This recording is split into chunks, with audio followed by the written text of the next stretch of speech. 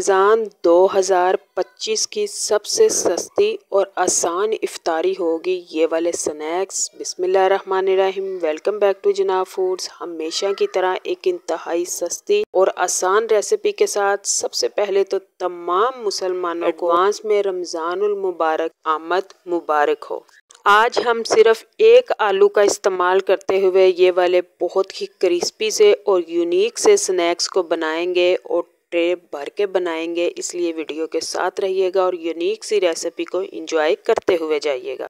और जो लोग आज जनाब फूड्स पे पहली दफ़ा आए हैं या आज से पहले वीडियोस को तो देख रहे हैं लेकिन अभी तक चैनल को सब्सक्राइब नहीं किया, तो वीडियो देखने के दौरान ही चैनल को सब्सक्राइब करती जाएं ताकि मोटिवेशन मिले कि दोबारा आप लोगों के साथ ऐसी मज़े की रेसिपीज़ को शेयर किया जाए। बड़े साइज़ का आलू लिया था जिसको धोने के बाद छीला और छीलने के बाद स्लाइसिस में कट किया और उबलते हुए पानी में डाल दिया। इन्हें हमें फुली बॉयल करना है। फुली बॉयल करने के बाद हम अपनी बाकी रेसिपी की तैयारी को शुरू करेंगे। रमज़ान में ये वाली रेसिपी आपको बहुत ही फ़ायदा देने वाली है। जैसे ही आलू बॉयल हो जाएंगे तो मैं इनको बड़े अच्छे से मैश करेंगे और मैशर का यूज़ करें या हाथों का यूज़ करें, लेकिन अच्छे से मैश हो जाएं, इनमें गुठली वगैरह बिल्कुल भी बाकी ना रहे। जब बड़े अच्छे से फाइन से मैश होंगे तो फिर भी हमारा जो बैटर है, मटेरियल है, डो है, वो बड़ी अच्छे से तैयार होगी और उसके बाद फिर फाइनली हमें अपनी रेसिपी की शेप कट करने के लिए बहुत ही आसानी रहेगी।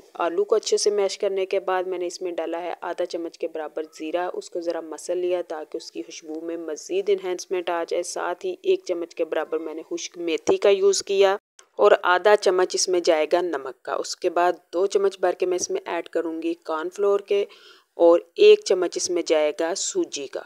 सूजी बारीक वाली या मोटे वाली जोन से भी आप चाहें यूज़ कर सकते हैं। ये स्नैक्स लजीज होने के साथ साथ हेल्दी भी हैं।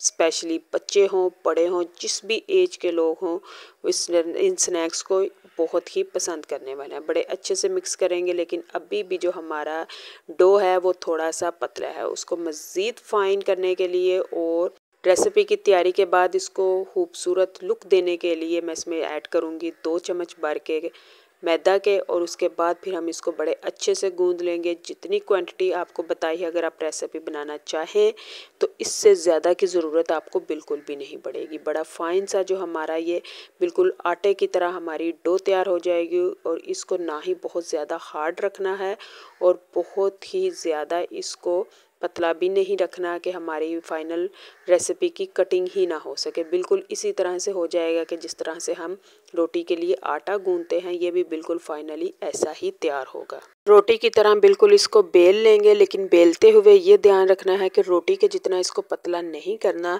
बल्कि इसको इतना बेलना है कि 1 इंच के बराबर जो है वो इस सारे मटेरियल की मोटाई रहे, बहुत ज़्यादा पतला ना हो। फिर हमारी जो फाइनली रेसिपी की तैयारी होगी वो अच्छे वाली नहीं होगी। मेरे पास गोल कटर था, मोल्ड आपके पास इजीली अवेलेबल हो तो ठीक है, अदरवाइज़ आप इसके लिए किसी भी बॉटल का ढक्कन को भी यूज़ कर सकते हैं। इसी तरह से मैंने सारे जो पूरी एक बनाई थी रोटी, उसी में से सारे पीसेस को निकाला और उसी शेप का मेरे पास मज़ीद छोटा मोल्ड था, कटर था, जिसको मैंने यूज़ किया। आप इसके लिए छोटी बोतल का ढक्कन भी यूज़ कर सकते हैं और इस तरह से हम अपने तमाम जो रिंग्स हैं, पोटैटो रिंग्स हैं, उनको कट कर लेंगे और बाकी जो मटेरियल हमारा बचेगा हम उसको दोबारा से इकट्ठा करेंगे और दोबारा से बेलेंगे और इस तरह से एक आलू से हमने ये ढेर सारे जो हैं वो पोटैटो रिंग्स इकट्ठी कर ली हैं। ऑयल को पहले फुल गर्म करेंगे, उसके बाद डालने के बाद फ्लेम को बिल्कुल स्लो कर देंगे और इनको गर्म ऑयल में डालने के बाद फ़ौरन से नहीं हिलाइएगा, बल्कि ये पैंदे से खुद ब खुद ही ऊपर को उठ जाएंगे। तो उसके बाद इनकी साइड को चेंज कीजिएगा और गोल्डन ब्राउन करते हुए